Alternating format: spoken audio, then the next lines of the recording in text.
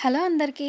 ఎలాంటి పేస్ట్ అనేది రుబ్బవేయకుండా నార్మల్‌గా వండుకున్న వాటితోటే మంచిగా మటన్ గ్రేవీ అనేది చిక్కగా వచ్చేలా చూపిస్తాను. మీరు కూడా ట్రై చేయండి. అలాగే తప్పకుండా నచ్చితే లైక్ చేయండి. కర్రీ అనేది ఇంకా ఫాస్ట్‌గా అయిపోవడానికి నేను ఇక్కడ ప్రెషర్ కుక్కర్‌లో చూపిస్తున్నాను.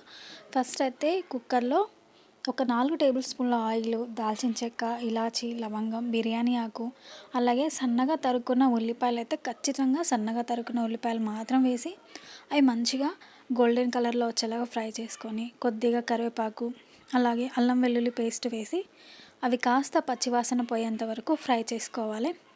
ఇలా మంచిగా ఫ్రై చేసుకుంటే మనకి గ్రేవీ అనేది చిక్కగా వస్తుంది. చూసారు కదా! ఇలా నీట్‌గా ఫ్రై అయిన తర్వాత ముందుగానే మటన్‌లో ఒక చెక్క నిమ్మకాయ రసం, అలాగే కొద్దిగా సాల్ట్ వేసి మంచిగా కడిగేసుకున్నామంటే ఎలాంటి నీచు వాసన లేకుండా కర్రీ అనేది చాలా బావుంటుంది. ఇంకా తగినంత హాఫ్ టేబుల్ స్పూన్ మాత్రం పసుపు వేసుకొని కర్రీలో మంచిగా కలిపేసుకోండి.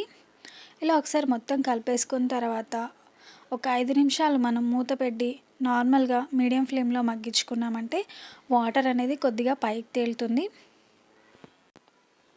మంచిగా ఇలా 5 నిమిషాలు మగ్గిన తర్వాత మనం ఒక 2 టమాటాస్‌ని మంచిగా చిన్న ముక్కలుగా లేదంటే ఈ ఆనియన్ చాపర్స్ ఉంటుంది కదా! దాంట్లో చాప్ చేసుకున్నామంటే సరిపోతుంది.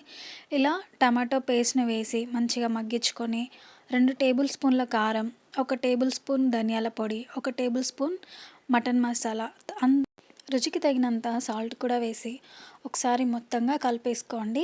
ఇలా కలిపేసుకుంటున్నప్పుడే మనకు తెలిసిపోతుంది గ్రేవీ అనేది మనకి మంచిగా కనిపిస్తుంది. తర్వాత ఒక 1 ½ గ్లాస్ వాటర్ అయితే వేసేయండి. ఇలా గ్లాస్ వాటర్ వేసిన తర్వాత సాల్ట్ అలాగే కారం కూడా చెక్ చేసుకొని కుక్కర్ మూత పెట్టేసి ఒక 6 లేదా 5 విజిల్స్ వచ్చేంత వరకు మీడియం ఫ్లేమ్‌లో పెట్టేసుకోవాలి. 6 విజిల్స్ తర్వాత ప్రెషర్ మొత్తం పోయిన తర్వాత మాత్రమే కుక్కర్ మూత అనేది తీసేయండి. లాస్ట్‌లో ఇలా కొత్తిమీరతో గార్నిష్ చేసుకుంటే మన మటన్ గ్రేవీ అనేది రెడీ అయిపోతుంది. చూసారు కదా! ఇది బిర్యానీలోకి, ఇంకా చపాతీలోకి, రోటీలోకి చాలా బావుంటుంది. ఒకసారి ట్రై చేయండి. అలాగే మీకు ఈ కర్రీ ఎలా అనిపించిందో కామెంట్ చేయండి. నచ్చితే మాత్రం తప్పకుండా లైక్ చేయండి. Thank you.